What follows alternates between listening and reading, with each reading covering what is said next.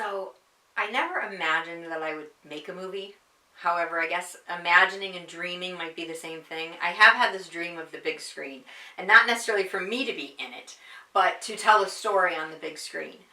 When I first started writing the novel April Rain, I literally wrote the words, "This is a movie." And as the story came to me in my thoughts and my dreams and the songs and the poems and, the story and the research I was doing, a lot of it was very visual to me. So having that visual slideshow in my brain was like a running movie in there. And I was writing scenes. I was doing an outline. I made an outline of 41 scenes. And, I started thinking, wow, I got to write a movie. But I didn't know how to write a movie. So I wrote a book. And I wrote the novel, and then I started doing an outline for the movie. And I'm going to share this story because it's kind of neat. I was on the beach one day, and my sister-in-law was there, and I was literally telling her the outline for this movie, saying, okay, if I do an outline for April Rain, this is how it's going to happen. And my daughter was playing on the beach at the, one blanket next to us where there were some little kids playing. So, she was 7 at the time. And the mother happened to be watching me, and she turned to my daughter and said, "What is your mother doing?" And I was acting out the scenes, being animated and moving around and saying, and then they took her body and then they stabbed it.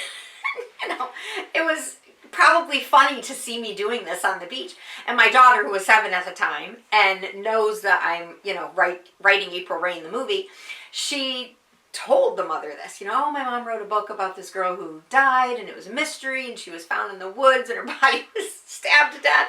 And the mother was just like, oh, wow, your mom writes books. And Molly, my daughter Molly, explained the books that I had written. And then she shared with her, yeah, my mom and I also wrote a children's book, which we had done, but I hadn't done anything with it yet. But she wanted to write a story because she would see me writing, and, it's kind of nice that she wanted to be like her mom. So we wrote the story. And later that day, the mom came over to me and, just said, "So, I hear you wrote a couple books and a movie." And I go, "Yeah, how'd you hear that?"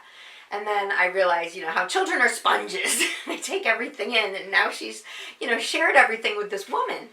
And I explained to her, yeah, that's what I do. And she goes, "Oh, well, my husband does some storyboards for DC Comics and their movies." And I was like, what is a storyboard? So her husband, Matt Ryan, and I started talking, and he had just won a Massachusetts Children's Illustrator Award for illustrating a children's book. So right away, my daughter was like, we want him to illustrate our book.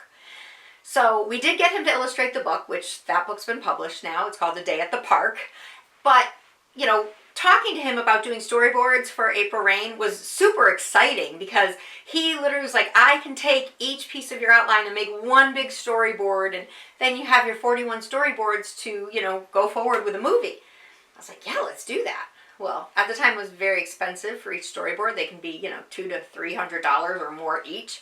And with 41 of them, I just didn't have that kind of budget. So I continued to move forward and kind of do my own little storyboarding, using pictures and doing, what they call it, a shoot list, screen shooting, a shooting list, saying, where the scenes are, who's in them, what props are needed, is it day or night, and, just taking these little feelers or taking this advice and moving forward with it. And I'll say, they say when the student's ready, the doors open. Well, they definitely open, because here I'm on the beach with this guy, and I have no idea that he's going to become a children's illustrator. The door just opened. I wasn't looking for anyone. And then I started to meet other people in the industry of filmmaking, and I was able to sit down and have a conversation a few times with Richard Midas, who did the movie We All Live in Castles. I was able to talk to sorry, I'm not drawing a blank. I'm just like, whoa, who do I talk about first? DreamWorks Media and Voyage Media, and talking to these companies out in California who were able to guide me into how to prepare to, either sell a movie or to create and produce a movie yourself. I was introduced to Linda Bergman, who is like the screenwriting goddess of Hollywood. And Linda, she's become a dear friend. And, she was able to look at my script and kind of comb through it and help me to iron out things that needed to be done in it.